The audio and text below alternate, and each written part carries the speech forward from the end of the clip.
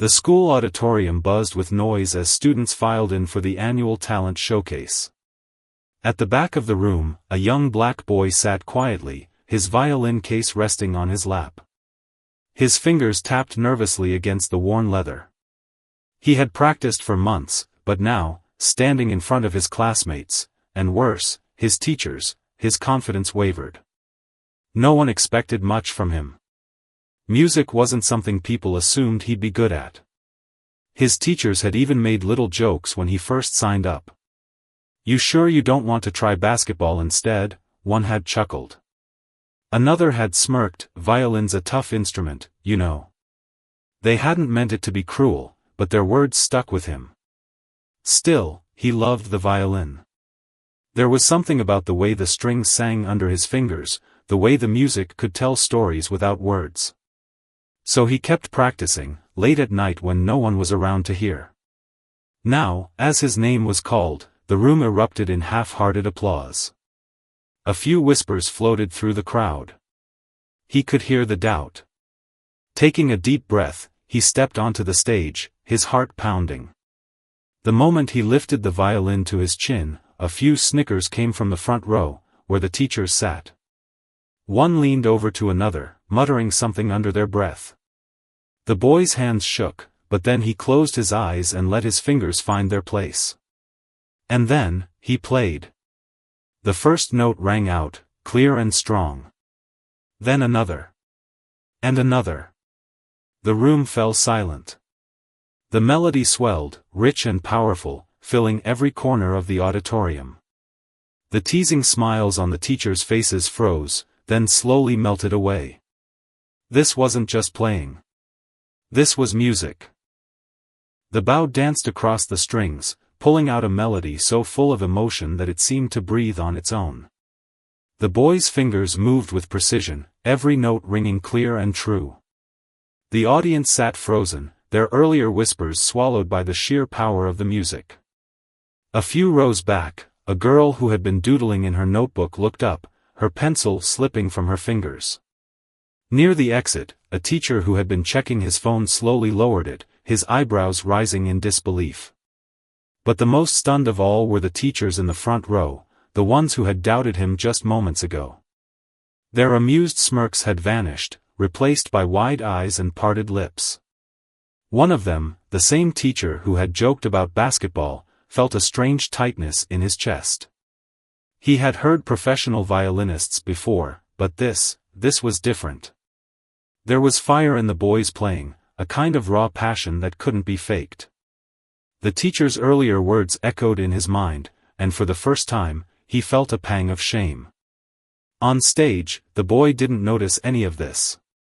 His world had narrowed to just the violin and the music flowing through him. All the hours of practice, all the times he had played alone in his room because no one believed it was worth listening to, it all poured out now.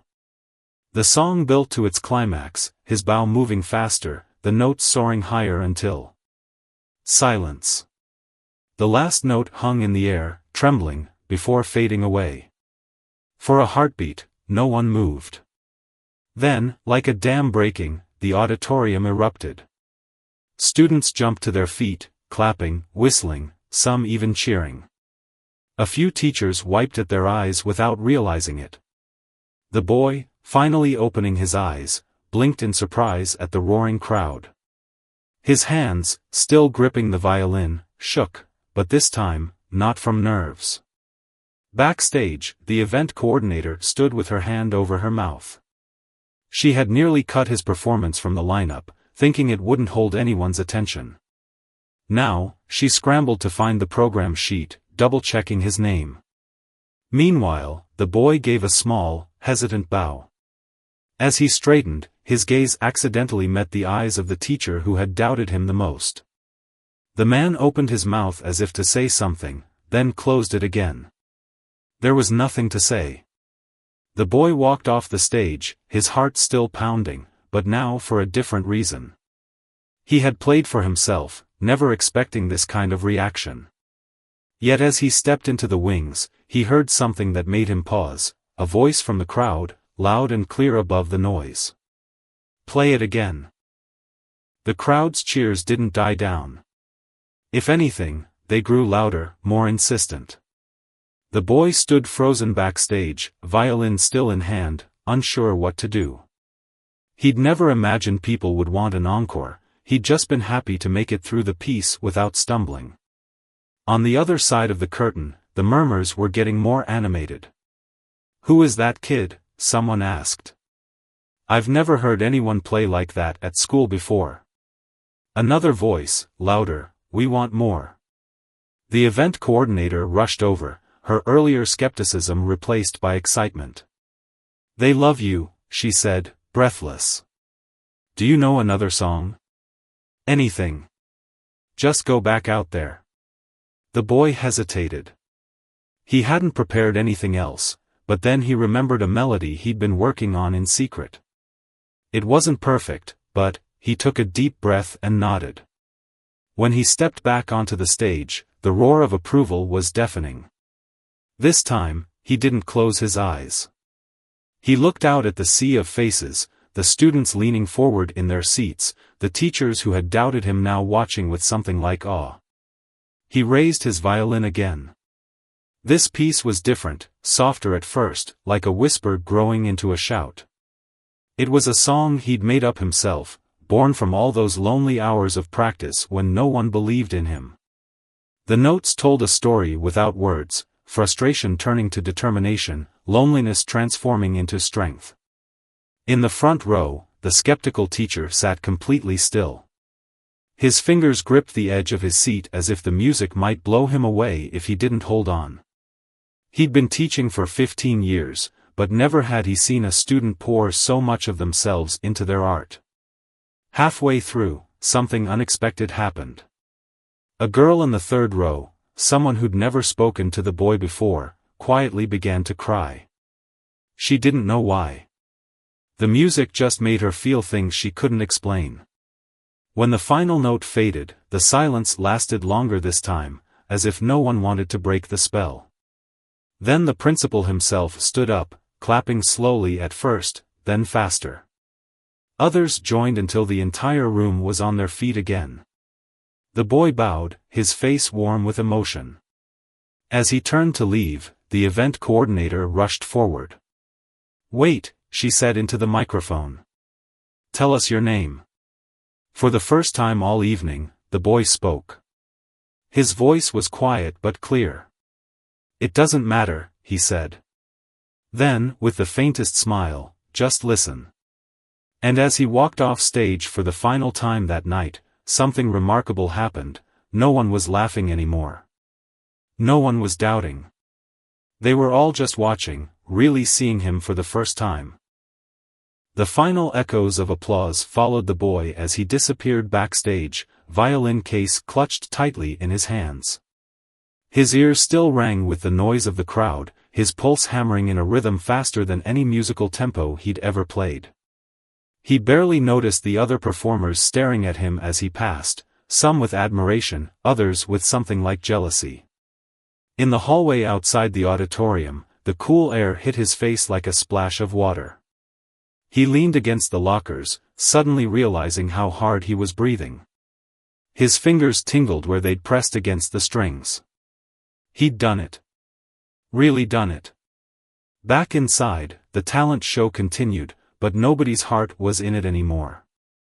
The audience kept whispering, glancing at the empty stage where the boy had stood. The teachers who'd mocked him sat stiffly, avoiding each other's eyes. The basketball comment, the dismissive chuckles, they hung in the air like a bad smell nobody wanted to acknowledge. The skeptical teacher, Mr. Reynolds, finally stood up during a juggling act and slipped out the side door. He needed air. He found himself pacing the empty math hallway, his dress shoes clicking sharply against the tile. Why did he feel so unsettled? It wasn't just that the kid had talent.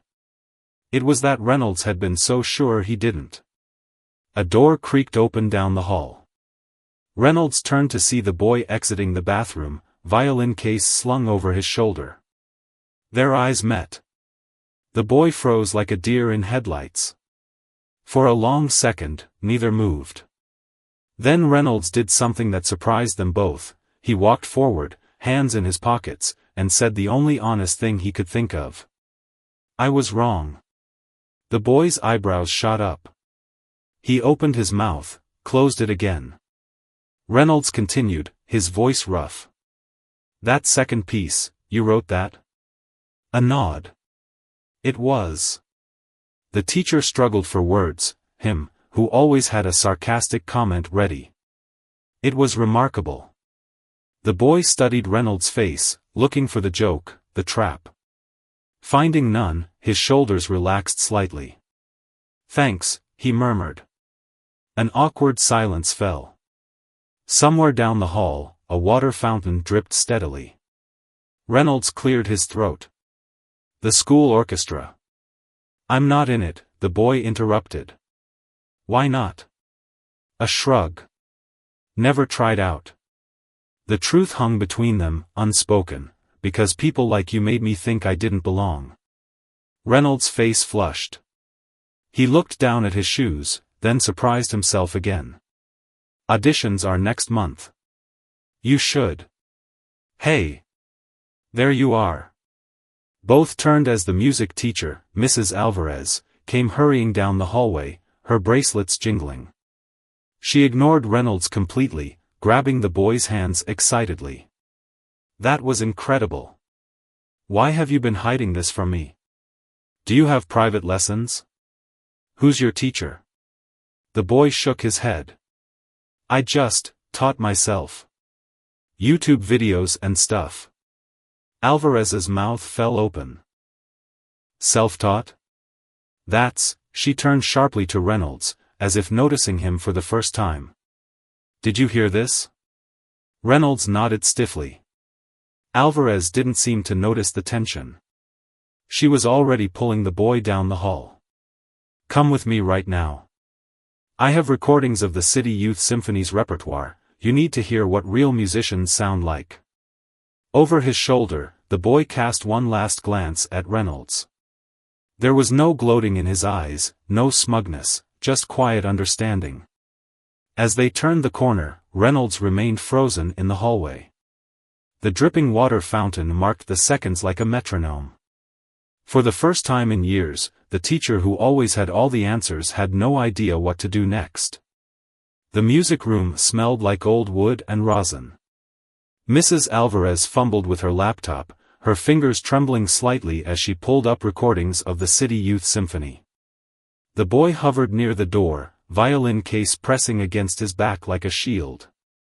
He'd never been in this room before. The orchestra kids had their own world, their own inside jokes. He was an outsider. "Here." Alvarez finally got the video playing. Rich orchestral music filled the room, a complex piece with soaring violin solos. "Listen to this phrasing. You have the technique, but professional musicians." The boy's head snapped up. "Wait. Go back 15 seconds. Alvarez paused, rewound. The moment the solo restarted, the boy's fingers began moving silently along his thigh, mirroring the unseen musician's fingering. His lips moved slightly, counting rhythms Alvarez couldn't even hear. Her breath caught. This wasn't just talent. This was something deeper, like the music lived inside him, waiting to be unlocked. Across campus, Mr. Reynolds sat in his empty classroom, staring at the basketball hoop mounted above the whiteboard. The joke he'd made about sports echoed in his head. He'd said similar things to other kids over the years, casual comments about what they could or couldn't do based on, what? Their skin color? Their neighborhood? The way they dressed? His phone buzzed. A text from another teacher: "Did you see that violin kid?" Reynolds didn't reply. Instead, he opened his desk drawer and pulled out a faded photograph, himself at 15, holding a trumpet at a jazz competition. He'd been decent, not great. But he remembered the way his band teacher had looked at him, like he was worth something. When had he stopped seeing that potential in his own students? The bell rang, jolting him back to the present. Meanwhile, word was spreading. By lunchtime the next day, everyone knew about the violin guy. Kids who'd never glanced his way before suddenly wanted to sit with him. A senior girl filming TikTok dances stopped him in the hall. "Can you play something for my video? It'll go viral." The boy just shook his head and kept walking. At orchestra tryouts the following week, the usual members gaped as he walked in. Whispers followed him, "That's the kid from the talent show. He's never even been in orchestra." The concertmaster, a junior who'd held first chair since freshman year, watched with narrowed eyes as the boy unpacked his modest instrument. It wasn't some expensive European violin, just a well-loved student model with visible wear. Mrs. Alvarez clapped for attention. "Today will be sight-reading selections from..." "Actually..." The boy's voice was quiet but firm. "I prepared something else." Before anyone could object, he began playing, not the assigned piece, but the original composition from the talent show. The orchestra kids sat stunned as the music wrapped around them. The concertmaster's defiant expression slowly melted into something like reluctant awe. When the last note faded, Alvarez wiped her eyes discreetly. "Well," she said hoarsely, "I think we've found our new soloist." Across the room, the concertmaster surprised everyone by being the first to start clapping. That afternoon, as the boy walked home alone, same as always, his phone buzzed with a notification. A message from an unknown number. "This is Reynolds. The City Music School has scholarship auditions next month. You should go." A second message followed. "I can drive you, if you want." The boy stared at the screen until the words blurred. For the first time in his life, he allowed himself to consider a dangerous, thrilling possibility. Maybe he wasn't just the kid who played violin. Maybe he was a violinist. The City Music School looked nothing like the boy had imagined. Towering columns framed the entrance, and through the open doors, he could hear a dozen different instruments weaving together in discordant warm-ups. His sneakers squeaked against the polished marble floor as he followed Mr. Reynolds inside, violin case clutched so tightly his knuckles ached. "Just breathe," Reynolds muttered, though his own forehead gleamed with sweat. "Auditions are in the East Wing. Room 407. They passed practice rooms where students played with effortless precision. A girl no older than him executed dizzying Paganini caprices, her fingers a blur. The boy's stomach twisted. These were real musicians, kids who'd had private tutors since they could walk. What was he doing here? Room 407 smelled like lemon disinfectant and rosin. 3 judges sat behind a folding table, their expressions unreadable.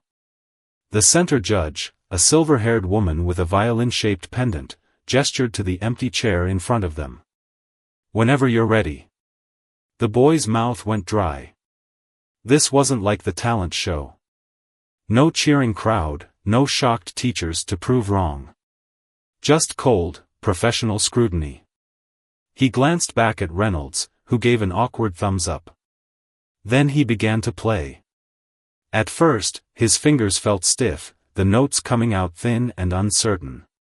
But as the melody unfolded, something shifted. The judge's bored expressions sharpened. The silver-haired woman leaned forward slightly. Halfway through, the boy forgot the audition entirely. He played like he did in his bedroom, just him and the music, telling the story of every time someone had underestimated him, every hour spent practicing alone, every note that had carried him through. When he finished, the room held its breath. The judges exchanged glances. Finally, the silver-haired woman spoke. "That second piece. Who composed it?" The boy swallowed. "I did." A rustle of papers. More silent communication between the judges. "Then, we'll post results next week." "Thank you." No praise, no criticism. Just dismissal. Reynolds met him outside, face tight with forced optimism. "How'd it?" "I messed up the cadenza," the boy interrupted, already walking toward the exit. And my vibrato was uneven in the... Hey! Reynolds grabbed his shoulder. You think those kids in there were born playing perfectly?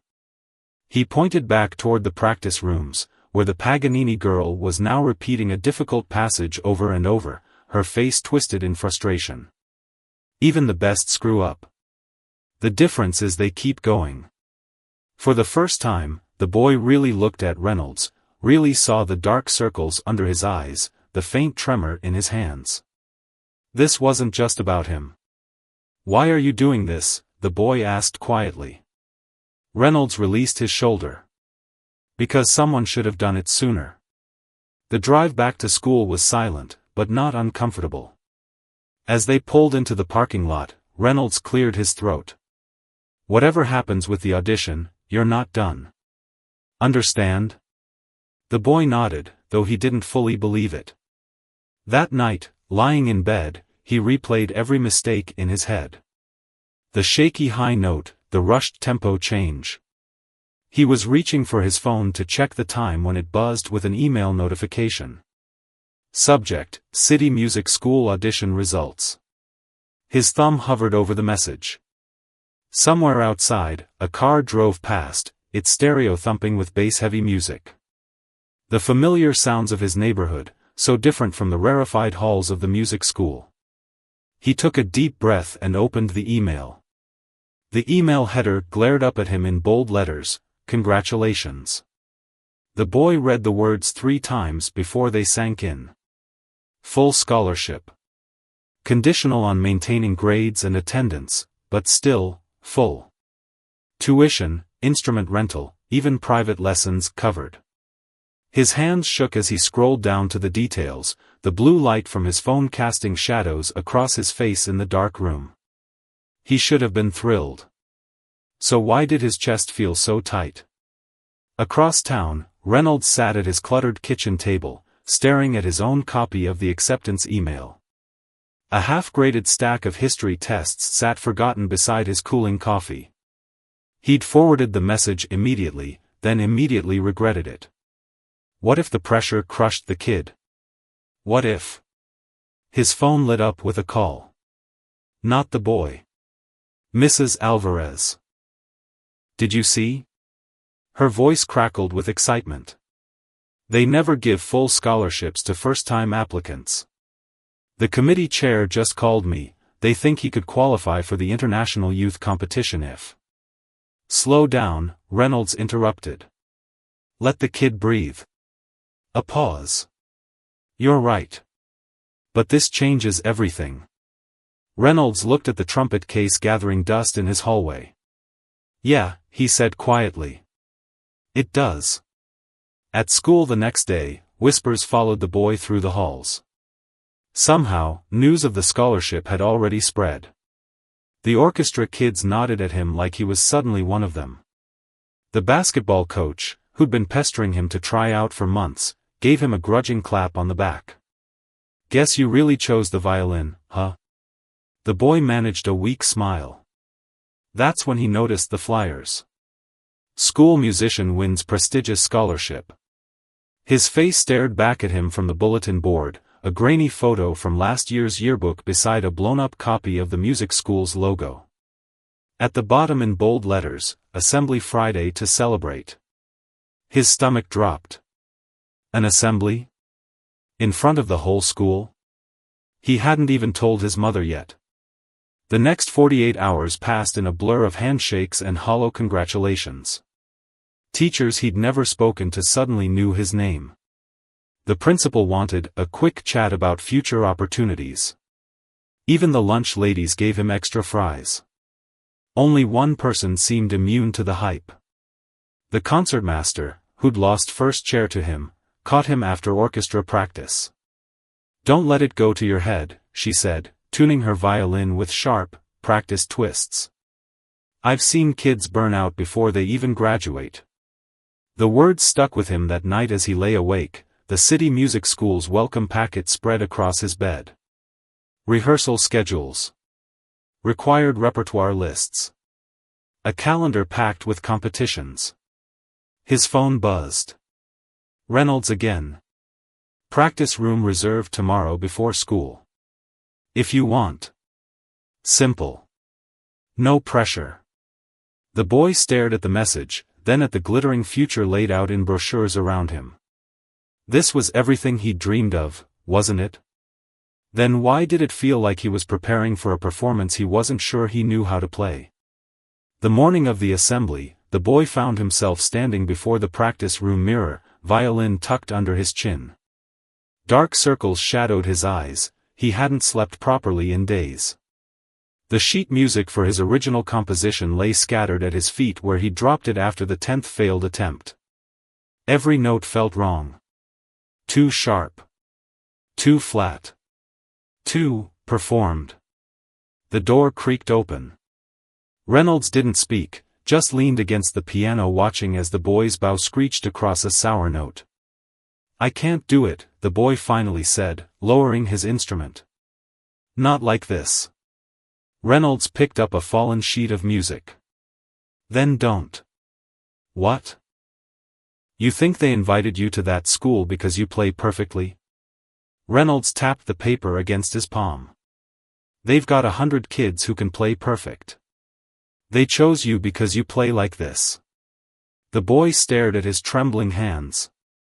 All week, he'd been trying to fit himself into some polished musician mold. But that wasn't how he'd earned the scholarship. He'd earned it by playing raw, real music, the kind that couldn't be faked. The auditorium buzzed with chatter as the entire school filed in. The boy waited in the wings, his pulse loud in his ears. The principal's voice boomed over the speakers. "Proud to present our very own musical prodigy." Polite applause. The boy stepped into the spotlight, squinting at the sea of faces. Teachers in the front row. Students slouching in their seats. And there, near the back, Reynolds with his arms crossed. The microphone waited. The principal beamed. Everyone expected a speech. Instead, the boy lifted his violin. No sheet music. No prepared piece. Just the first few hesitant notes of the melody he'd been working on all night, something new, imperfect, and entirely his own. A murmur rippled through the crowd. This wasn't the polished performance they'd expected. Then something magical happened. The music found its footing. Notes wove together into a story about a kid who never fit in, about teachers who underestimated him, about the terrifying thrill of being seen. The boy played like no one was watching, because for the first time, he wasn't playing for them. He was playing for himself. In the back row, Reynolds smiled. When the final note faded, the silence lasted a heartbeat. 2. Then the room erupted. Not the polite applause from before, but something wilder, truer. The concertmaster, his former rival, stood first, whistling through her fingers. The principal, looking slightly flustered, approached the microphone. "Well. That was unconventional." The crowd laughed. The boy laughed too, wiping sweat from his brow. Later, as students streamed out, a freshman stopped him in the hall, a quiet kid who always sat alone at lunch. "That was. I didn't know music could sound like that." The boy thought of all the hours in his bedroom, all the times he'd almost quit. "Yeah," he said. "Me neither." Outside, spring sunlight warmed the pavement. Reynolds leaned against his car, tossing the boy his keys. "City Music School starts next week. You ready?" The boy caught them with one hand, his violin case in the other. For the first time, the weight of both felt right. "Not even close," he said. And grinned.